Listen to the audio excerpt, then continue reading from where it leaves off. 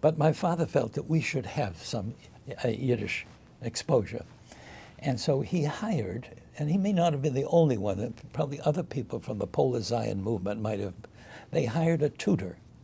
Now, by this time, we were living in Roxbury on Homestead Street near Humboldt Avenue, and about 3 blocks up the hill of Humboldt Avenue was the YMHA. The YMHA was you perhaps know, it functioned as a social service agency. It provided classrooms and whatnot.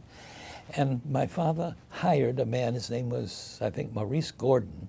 This would have been 1927, 28, to teach my sister and me Yiddish. And so I don't remember clearly, but we certainly learned the alphabet. We learned simple expressions, a children's language.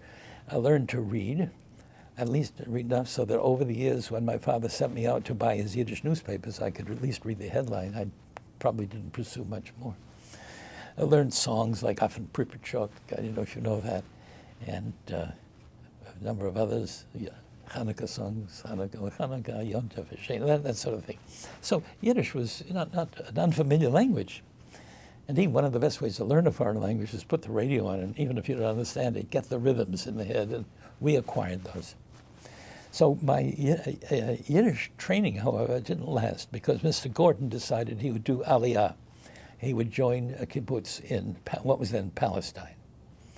And so after about a year, when we hadn't gotten too far, he disappeared, and that was the end of my formal Yiddish education.